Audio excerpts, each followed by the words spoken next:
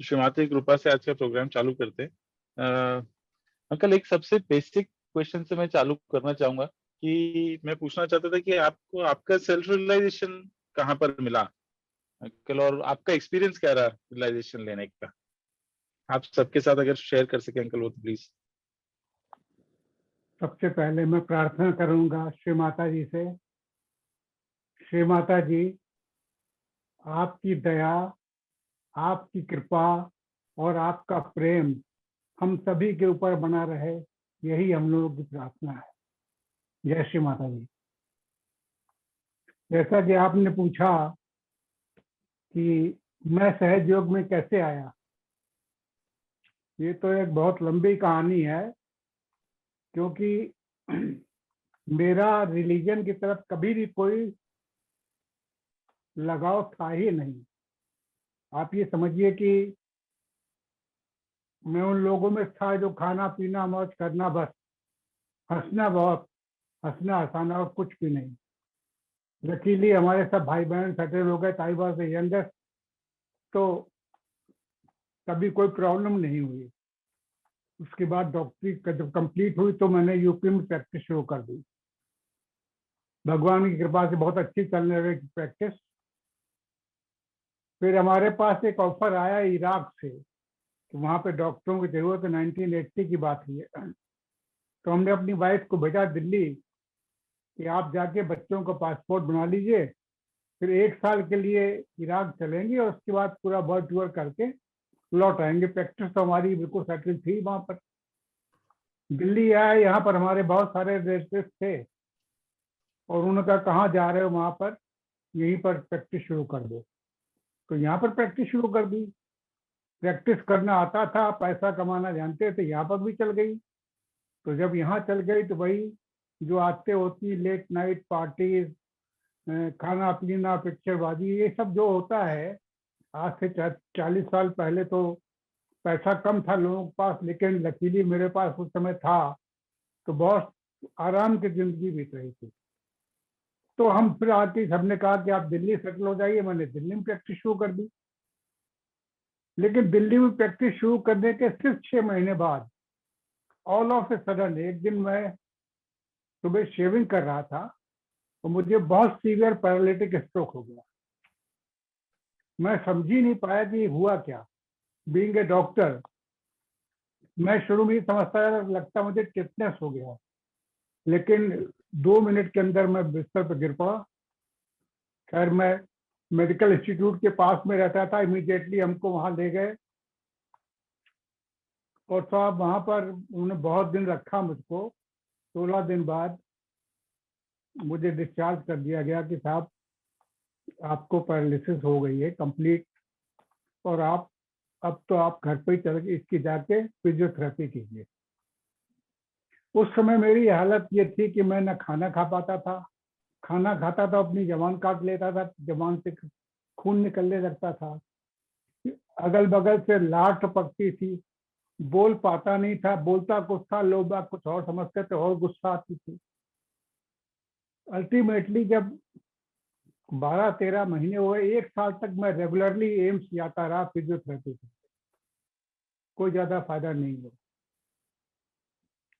तो एक दिन मैं इतना परेशान हो गया कि मैंने अपनी वाइफ से कहा कि if you really love me, तो अब तो मैं कुछ, I have become cabbage now, बिल्कुल बेकार हो गया हूँ, हैंडीकैप पर्सन, तो लेट मी डाई, वरना हम तो तुम्हारे ऊपर सारी जिंदगी बोझ बने रहेंगे।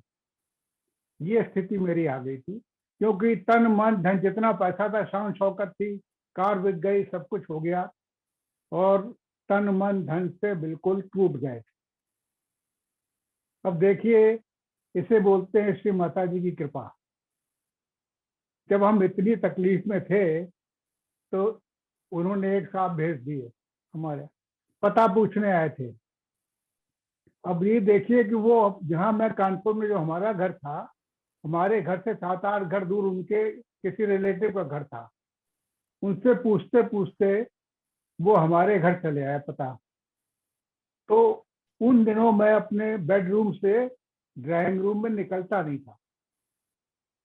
तो ये साहब जब आए तो उन्होंने घंटी बजाई, तो वाइफ ने देखा, तो उन्होंने कहा मैं मिस्टर निगम से मिलना चाहता हूँ, कुछ उनसे बात करनी है। हमारी वाइफ ने गारमेंट का काम शुरू किया था, उसी सिलसिले में उनसे बात करने की चाहता था। उन्होंने कहा अंदर आइए। तो उन्होंने पूछा कि, बताया कि आप कहाँ से आए? बोले कानपुर से। वो हमारे मोहल्ले का नाम लिया। तो वाइफ हमारे यहाँ के नहीं, बोले आपके मोहल्ले के, आपसे मिलना चाहते हैं।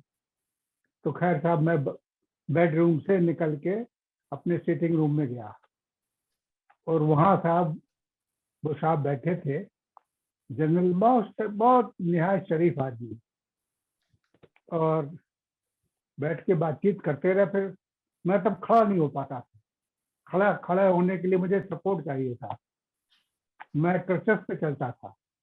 तो बोले डॉक्टर साहब आपको क्या हो गया है? तो मैंने कहा भाई मुझे पैरालिसिस हो गई।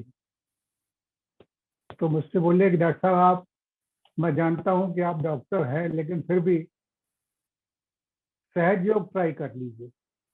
मैंने कहा भैया मैं इन चीज़ों में विश्वास नहीं करता हूँ। अरे बोले ठीक है, आप विश्वास नहीं करते, मैं जानता हूँ आप डॉक्टर हैं, लेकिन मेरे कहने से एक 15 दिन ट्राई कर लीजिए, कोई आपसे पैसा तो मांग नहीं रहा है, ना अच्छा लगे तो छोड़ दीजिएगा। तो जिस प्रेम से उन्होंने मुझसे कहा, देखिए ये पॉइंट यहाँ इंपॉर्टेंट है जो मैं हर एक को बताना चाहता हूँ, सारे नए सहज योगियों को बताना चाहता हूँ, कि उनका ये सेंटेंस कि डॉक्टर साहब मेरे कहने से कर लीजिए, नहीं तो छोड़ दीजिएगा, कोई आपसे पैसा तो मांग नहीं रहा है। तो जिस तरीके से उन्होंने कहा प्रेम से, तो वो मेरे को बात लग गई। अच्छा बोले मैं आपके घर के पास ही रहता हूँ, हमारे यहाँ सैटरडे को सेंटर चलता, आप चले आइएगा, बाकी हम लोग देख लेंगे, कोशिश कर लीजिए, क्या बुरी बात। मैंने कहा ठीक। तो साहब सैटरडे को उनके घर पे हम गए। आपको विश्वास नहीं होगा, दिल्ली में 1980 में मुश्किल से 50-60 लोग सहयोगी थे, मुश्किल से। तो साहब मैं उनके घर गया, उनके ड्राइंग रूम में 10-12 लोग बैठे थे, छोटा सा डीडीए फ्लैट था उनका, तो उसी में 10-12 लोग बैठे थे। जब हम पहुंचे तो 10 मिनट बाद वहां पे आरती हो गई। जब आरती हो गई तो उन्होंने उसके बाद मुझे बुलाया, मुझे आगे बैठा लिया, मेरे पीछे 2-3 लोग मेरे ऊपर काम करने लग गए, और मुझसे बोले कि डॉक्टर साहब अगर आपको ठंडा लगे तो कर दीजिएगा हाँ, ना लगे, गर्म लगे तो कर दीजिएगा ना। मैंने कहा ठीक। अब मेरा दिमाग डॉक्टरी वाला था, मैं ये कभी सोच ही नहीं सकता था कि ठंडी हवा आएगी या गर्म हवा आएगी। ठीक है। उसके बाद उन्होंने मुझसे पूछा आई? मैंने कहा नहीं। अब आई? मैंने कहा नहीं। अब आई? मैंने कहा बिल्कुल नहीं। मैं बिल्कुल एडमेंट था। तो एक साहब बोले कि डॉक्टर साहब आप किसी गुरु को मानते हैं क्या? मैंने कहा मेरा कोई गुरु नहीं, मैं किसी को मानता ही नहीं हूँ। तो एक बुजुर्ग बार थे, उन्होंने पूछा डॉक्टर साहब किसी को तो मानते होंगे, देवी देवता को? तो मैंने कहा भाई ऐसा था कि जब मैं हाई स्कूल में पढ़ता था तो मेरे दोस्त की फर्स्ट डिवीजन आ गई थी, तो मैं कानपुर में एक पनकी का मंदिर है वहां पर गए थे, तो अगर मेरी भी फर्स्ट डिवीजन आ जाएगी तो मैं भी 5 आने का प्रसाद चढ़ाऊंगा, बस इतने मेरी हनुमान जी से वो थी। तो मैंने कहा कि वो मेरी भी फर्स्ट डिवीजन आ गई तो मैं हर मंगलवार को 4-5 मंगलवार को पनकी में 5 आने का प्रसाद चढ़ाने जाता था साइकिल पर बैठ के। तो मुझसे बोले कि आप थोड़ी देर के लिए हनुमान जी को भूल जाइए। मैंने कहा देखो भैया ये नहीं हो सकता, आप हमें चाहे वाइब्रेशन आए चाहे ना आए, मैं हनुमान जी को नहीं भूल सकता हूँ। और मैंने बड़ी स्टर्नली कहा। वो लोग सुलझे हुए थे, मैं अपनी ईगो से बोल रहा था, डॉक्टर था, ये सब कुछ था। तो छूटते ही बोले कि अच्छा डॉक्टर साहब अपने दोनों हाथ करके आप माता जी से पूछिए, माता जी क्या आप हनुमान जी हैं? तो मैंने दोनों हाथ करके जो पूछा, श्री माता जी क्या आप हनुमान जी हैं, एकदम से ठंडी हवा आ गई। अब मैं बड़ा परेशान। मैंने कहा ये क्या हो गया, लगता है ये लोग मुझको हिप्नोटाइज कर रहे हैं। पीछे से उंगली कर रहे थे तो लगता है हिप्नोटाइज कर रहे हैं। फिर करते रहे, फिर उन्होंने पीछे से मेरी, अब जिससे कहते हैं कुंडलनी, बांध दी उन्होंने मुझसे। और फिर उसके बाद मुझसे कहते हैं डॉक्टर साहब अब आपको जो सवाल पूछना हो श्री माता जी से पूछ लीजिए, अगर ठंडी हवा आएगी तो आंसर यस में होगा, और गर्म हवा आएगी तो आंसर नो में होगा। मैंने कहा बहुत बढ़िया। हमने कहा अब ये लोग पकड़ जाएंगे अभी फौरन। तो मैंने कहा मनी मन में पूछिए, जोर से बोले नहीं मन में पूछिए। तो मैंने मनी मन में जो सवाल पूछा, एकदम से सब लोग बोल उठे कि डॉक्टर साहब आपने क्या सवाल पूछा, बड़ी गर्म हवा आ रही है। मैंने कहा भैया मैंने बड़ा गंदा सवाल पूछा। बोले क्या पूछा आपने? मैंने कहा मैंने पूछा माता जी कि आप डाकुओं का साथ देती हैं? तो गर्म हवा आ गई। अब मैं और परेशान, ये क्या हो रहा है। फिर मैंने 1 मिनट बाद उनसे कहा कि मैं कोई और सवाल पूछ सकता हूँ? बोले हाँ पूछ सकते हैं। फिर मैंने एक सवाल पूछा, तो जैसे पूछा बोले हैं आपकी ठंडी हवा आ रही, क्या पूछा आपने?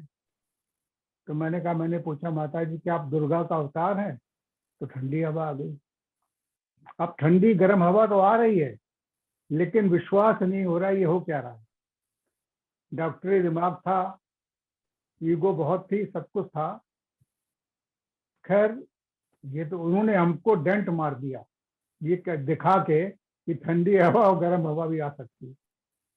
उसके बाद मुझसे 10 मिनट बाद बोले, हमने कहा चल जाऊं? बोले हाँ। बोले डॉक्टर साहब आज आप ऐसा कीजिएगा कि चौथाई बाल्टी गुनगुने पानी में आधी मुट्ठी नमक डाल के, पैर डाल के, एक उन्होंने 3 इंच बाई 4 इंच की फोटो श्री माता जी दे दी थी हमको ऐसे ही, ये फोटो रख लीजिएगा तो 10 मिनट उनके सामने ध्यान कर लीजिएगा। मैंने कहा अच्छा। अब ये जो 13 महीने मेरे बीते थे, इस 13 महीने में मेरी हालत ये हो गई थी कि मैं 24 घंटे में शायद 2 घंटे या 1.5 घंटे पर डे सोता था एवरेज। तो पागलों जैसी स्थिति मेरी हो गई। तो उसके बाद खैर मैं घर गया, चौथाई बाल्टी गुनगुने पानी में मैंने नमक डाला और पैर डाल के बैठ गया। और उस दिन मैं रात को 11 बजे सो गया। कहाँ मैं सोता था 1-1:30 और 2:30 बजे जग जाता था। 11 बजे रात को सो गया। अगले दिन सवेरे मेरी वाइफ को कहीं जाना था काम से, 8 बजे चली गई, लौट के 10:30 बजे करीब वापस आई है। मैं जिस करवट लेटा था उसी करवट सोता रहा। तो वो घबरा गई, उन्होंने, उनके मन में ये ख्याल आया कि लगता है इनका राम नाम सत्य हो गया है। हकीकत ये बता रहा हूँ मैं आपको। तो घबरा के उन्होंने मुझको हिलाया, जगाया। जब मेरी आंख खुली तो ये समझिए कि मैं 13 महीने बाद सोया था, तो मेरी क्या हालत होगी। बहुत पीसफुल लगा, बहुत अच्छा लगा। मैं बहुत, क्योंकि 13 महीने तक सोया नहीं था। तो बड़े मारे खुशी कि मैंने उठते ही उनको, वर्मा साहब को फोन घुमाया। मैंने कहा वो बहुत खुश होंगे। मैंने कहा वर्मा साहब सो तो आज बहुत ली। बोले हाँ ये तो होता ही सहयोग में होता, आप चिंता न कीजिए, करते रहिए। तो मुझे बड़ा बेहताजुब लगा। मैंने कहा इतनी बड़ी बात हो गई, उन्होंने इतना लाइटली लिया। फिर मुझसे बोले कि ये आप जब तक अगले सैटरडे तक इसको डेली करते रहिएगा। फिर क्या होता है कि 3-4 दिन बाद मेरी वाइफ मुझसे बोलती है कि अब जो तुम बोलते हो वो समझ में आता है। पहले मैं बोलता था जय जय ऐसे बोलता था, तो अब तुम्हारी बात समझ में आने लगी।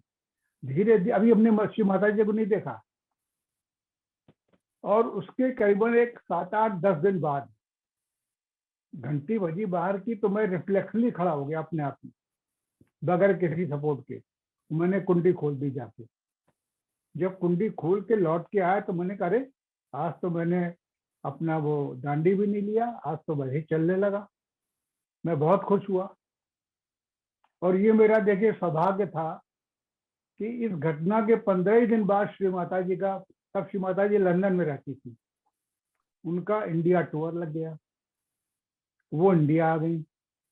अब मैं इतना एक्साइटेड था कि आप ये समझिए कि उनका प्रोग्राम शुरू शुरू में छोटे छोटे मंदिरों के बगल में कमरे होते थे, हॉल होते थे, वहां पर लोग बाग करते थे। तो एक छोटा सा बिल्कुल सीढ़ियां वाला रूम था, ऑफिस जैसा, वहां पर उनका प्रोग्राम था। उनका प्रोग्राम 6 बजे से था और हम 5 बजे जाके सबसे आगे फ्रंट रो में बीचों बीच बैठ गए जाके, मैं और मेरी वाइफ। और खैर थोड़े मुश्किल से 150-200 लोग आए होंगे टोटल, मतलब ये पब्लिक प्रोग्राम था। और उसके बाद जब उन्होंने कुंडलनी चढ़ाने के लिए कहा मेरे को हाथ उठाने के ऊपर को, तो मेरा हाथ ही नहीं उठता था। तो प्रोग्राम के बोलने के बीच में उन्होंने मुझे बुलाया स्टेज पर, बोले यहाँ ये क्या नाम है आपका? तुमने कहा क्या करते हैं? डॉक्टर हूँ। अच्छा डॉक्टर है आप, क्या तकलीफ है? मैंने कहा श्रीमाता जी पैरालिसिस हो गई। देखते नहीं, बोली चिंता न कीजिए ठीक हो जाएगी। और स्टेज पे उन्होंने, वो बोलती रही, हमको स्टेज पे ही नीचे बैठा दिया जमीन पे, जैसे टेबल रखी, टेबल के आगे जो कुर्सी उनकी रखी थी तो मैं उस पे पत्थर पर बैठ गया। उन्होंने 10-15 मिनट और लेक्चर दिया, उसके बाद आके कुर्सी पे बैठ गई और अपना एक पैर मेरी पीठ पे रख दिया। तो बात करती रही, कहाँ के रहने वाले हैं ये। तो कायस्तों को बहुत मजाक उड़ाती थी श्री माता जी, आप भी कायस्थ है? अच्छा अच्छा, टिपिकल यूपी वाले कायस्थ है, ईगोइस्टिक, राइट साइड, खूब मजाक करती थी। तो खैर साहब उसके, मैंने कहा श्री माता जी मैं आपसे एक सवाल पूछ सकता हूँ? बोला पूछिए। मैंने कहा श्री माता जी ये बताइए, न मैंने आपको देखा, न ज्यादा आपके बारे में मैं जानता हूँ, इन लोगों ने भी मुझे कोई दवाई नहीं दी, तो मैं ठीक कैसे हो रहा हूँ? देखिए डॉक्टरी दिमाग, मैं ठीक कैसे हो रहा हूँ? तो इसको सुन के वो खुश हुई, बोले आप डॉक्टर है, इस पर रिसर्च कीजिए, देखिए कैसे ठीक हो रहा है। तो मैंने कहा श्री माता जी मैं तो इस लाइन में हूँ नहीं, मैं तो प्राइवेट प्रैक्टिस करता। बोले नहीं नहीं, आप कोशिश कीजिए, हो जाएगा। ठीक है, तो हम लोग चले आए। सौभाग्य की बात थी कि हमारे सगे साधु भाई, आप लोगों ने नाम सुना होगा डॉक्टर यूसी राय का, वो हमारे साधु भाई हैं। उनकी वाइफ हमारी वाइफ, दोनों बहनें हैं। तो मैं उनके पास गया, वो बेचारे बहुत शरीफ आदमी, नहायत सरकारी ऐसे नौकर होते हैं, लॉ अबाइडिंग सिटीजन। तो मैंने उनसे कहा कि उमेश भाई ऐसा ऐसा चल रहा है, योग के ऊपर आप रिसर्च कर दीजिए। तो बोले भैया सुरेश ऐसा है कि सरकार अब योग के ऊपर पैसा नहीं दे रही है। क्यों? मैंने कहा क्यों, क्या हो गया? बोले बहुत रिसर्च की गई, पॉजिटिव रिजल्ट किसी में नहीं आए, तो सरकार इस पे पैसा देगी नहीं। हमने कहा अच्छा। हमने ये बात जाके श्री माता जी को बताई, थोड़ा मुस्कुराई, बोले अच्छा आप लगे रहिए, देखिए सब रास्ता निकल आए कोई ना कोई। और आप ये देखिए कि 2-3 दिन बाद डॉक्टर यूसी राय की खुद तबीयत खराब हो गई, और उनको, ये सब खेल है, उनको अस्पताल में भर्ती होना पड़ा। शायद 2-3 दिन के लिए भर्ती हुए होंगे। तो मदर को मैंने जब बताया तो बोले उन्होंने, श्री माता जी ने 4-5 डॉक्टर जो सहयोग के थे, बड़े पुराने, सब गहरे सहयोगी थे, हम हमारे साथ में उन्होंने भेजा हम लोगों को, और हम लोग हॉस्पिटल गए और डॉक्टर राय को वाइब्रेशन दिए और वो ठीक हो गए, अगले दिन निकल आए। फिर उनसे कहा कि चलिए आप मदर को मिल लीजिए। वो भी इम्प्रेस हो गए कि भाई बगैर किसी के इन लोगों ने वाइब्रेशन से हमको ठीक किया। तो मदर को मिलने गए, तो मदर ने उनसे कहा कि आप इस पर रिसर्च कीजिए। तब 2 डॉक्टरों ने इस पर रिसर्च करी, लेडी हार्डिंग मेडिकल कॉलेज में। छोटा सा किस्सा बता देता हूँ आपको कि डॉक्टर राय तो हेड ऑफ द डिपार्टमेंट थे, तो उनको ये केस किसी को देना होता है, तो उन्होंने अपने रीडर को दिया था। वो थोड़ा स्ट्रिक्ट टाइप की थी और शायद वो विश्वास भी नहीं करती थी रिलीजन वगैरह में। तो हम लोग 5-6 लोग जाते थे वहां पर लेडी हार्डिंग मौलाना मेडिकल कॉलेज में, और हम लोगों पर वो डेली ब्लड प्रेशर लेती थी, बॉडी टेम्परेचर लेती थी, हार्ट रेट लेती थी, सब कुछ वो करती थी। 2-3 दिन किया, उसकी बातचीत से ऐसा लगा कि वो खुश नहीं है। तो मैंने एक दिन कहा, मैंने कहा आप हमारा लिए चलिए। देखिए ऐसा होता है कि ब्लड प्रेशर बढ़ तो सकता है, आप बढ़ा सकते हैं, आप कोई अच्छी बात कह दीजिए फौरन बढ़ जाएगा, लेकिन आप ब्लड प्रेशर को घटा नहीं सकते। तो उन्होंने मेरा ब्लड प्रेशर लिया पहले, और फिर मैंने 10 मिनट ध्यान किया, फिर उनसे कहा लीजिए, तो मेरा ब्लड प्रेशर कम हो गया। इससे वो इम्प्रेस हो गई। फिर साहब 2 डॉक्टरों को एमडी मिल गई, आप सभी लोग जानते हैं डॉक्टरों को। और उसके बाद से सहज योग धीरे धीरे फैलने लगा। श्री माता जी की कृपा रही उन्होंने करीब करीब पूरी दुनिया में हर जगह भेजा, मुझको, डॉक्टर राय को भी साथ में, कि सहज योग का साइंटिफिक जो व्यू है वो बताए। हम लोग साइंटिफिक व्यू जितना बताना चाहिए नहीं बता पा रहे, क्योंकि लोग बाग उसको मानने को तैयार नहीं है। लेकिन साहब, आपको बताता हूं कि रशिया में जो जितनी बातें आप लोगों ने श्री माता जी सुनी, उससे बढ़, क्योंकि मैं तो शुरू से वहां पर था, बहुत रहा वहां पर। 2 वर्ड हम लोग सब जानते थे, दा मीन्स यस, नियत मीन्स नो। वो लोग हाथ खोलते थे, उनके हथेली यूं ऊपर से रखते थे, दा दा चौ।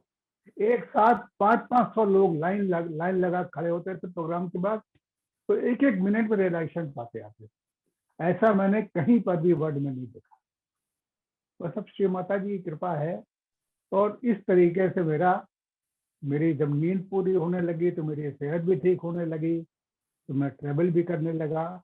जो श्री माता जी ने कहा वो मैं काम करता रहा। और एक चीज बता दूं आपको, मैं 81 में आया सहज योग में। जैसे ही आया वैसे ही मदर का मैं एक तरह से जिसे बोलते अटेंडेंट बन गया। सुबह आता था, दिन भर उनके साथ रहता था और रात को फिर चला जाता था। पब्लिक प्रोग्राम हुआ, वो करेक्ट कर रहा, उनको फिर वापस छोड़ के। उस जमाने में 2 ही लोगों के पास मोटरें थे दिल्ली में। लकीली मुझे एक नई मोटर मिल गई थी। तो हमको ये कहा गया कि आप श्री माता जी को जहाँ पर भी जाना आप लेके जाइए। तो हम श्री माता जी को प्रोग्राम में लेके जाते थे, या शॉपिंग पे जाते थे, या कहीं पर भी जाते थे, तो उनको अपने साथ लेके जाते थे। तो उनके साथ मैंने देखा, उन्होंने मुझको कभी भी, आप विश्वास नहीं करेंगे, कभी भी सहयोग सिखाया ही नहीं। एक बात से बताया बस। हमको कभी ये समझ में नहीं आया, बस ये इच्छा होती थी इनके साथ बने रहें। ये उनकी माया थी कि 24 घंटे इनके साथ बने रहें बस। खैर साहब, धीरे धीरे करके सहयोग फैलने लगा, फूलने लगा। कहानी किस्से तो इतने हैं कि बताएं तो आपको बता नहीं सकती। उनके साथ छोटी सी बात बता, जिसे बोलते हैं, उन दोनों, दिल्ली का एयरपोर्ट बिल्कुल छोटा सा था, सड़क के अक्रॉस द रोड पार्किंग थी कार की। तो हम श्री माता जी और मेरी वाइफ श्री माता जी को छोड़ने गए। पहले श्री माता जी अकेले ट्रेवल करती थी, तो उनको छोड़ने का, शायद उनको बॉम्बे जाना था, तो उनको छोड़ने गए। तो हमने कहा कि अपनी वाइफ से कहा कि आप श्री माता जी साथ रुक जाओ, मैं गाड़ी पार्क करके आता हूँ। तो बोले नहीं, आप मदर के साथ रुको, मैं गाड़ी पार्क करके आता हूँ। मैंने ठीक, मैं चला गया श्री माता जी का। मैंने कहा श्री माता जी आइए, बैठ जाइए। लाउंज उनका था, तो फर्स्ट क्लास का था। तो बोली नहीं, मिसेस निगम को आ जाने दीजिए, तब बैठते। ठीक, खड़े थे, बताइए, गेट के पास खड़े थे। एकदम से बोलिए कि डॉक्टर साहब, रात को जो 3-4 लोग आए थे, मेरा दिमाग खा गए, उनकी सुषुम्ना ही नहीं चल रही थी। तो मैंने कहा श्री माता जी, सुषुम्ना कैसे चलती? बोले आपको नहीं मालूम? हमने कहा नहीं मालूम। उन्होंने मेरा हाथ लिया, यूं हथेली पे यूं अंगूठे से दबाया, यूं दबाया, सिर्फ आधे मिनट के लिए। मैंने कहा श्री माता ये तो कुछ हो रहा है, जैसे बीपी इंस्ट्रूमेंट का पारा चढ़ता वैसे चढ़ा, ठंडा ठंडा। बोली यही है सुषुम्ना। एयरपोर्ट पे खड़े खड़े आधे मिनट का उन्होंने हमको ये डेमोन्स्ट्रेशन दे दिया।